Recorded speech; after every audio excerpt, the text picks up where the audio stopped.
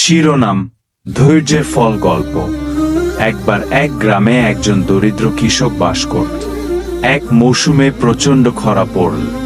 ফসলের মাঠ শুকিয়ে গেল, পানির এক ফোঁটা নেই। গ্রামের অনেকেই আশা হারিয়ে শহরে চলে গেল। কিন্তু কৃষকটা রিল, কারণ সে আল্লাহর ওপর ভরসা করত। প্রতিদিন সে শুকনো জমিতে পানি ছিটাত, বীজের যত্ন নিত, যদিও কেউ হাসত। এই শুকনো জমিতে কি কিছু হবে? কয়েক সপ্তাহ পর আল্লাহ রহমত করলেন, ভারী বৃষ্টি হলো। অন্যদের মাঠে বীজই ছিল না, কিন্তু কৃষকের মাঠে ছোট ছোট সবুজ চারা বের হল।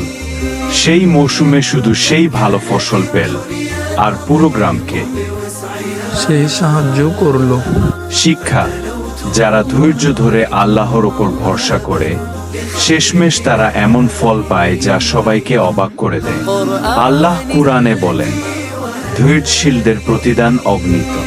বৃদ্ধা সেই আচরণে মুগ্ধ হয়ে ইসলামের পথে আসেন।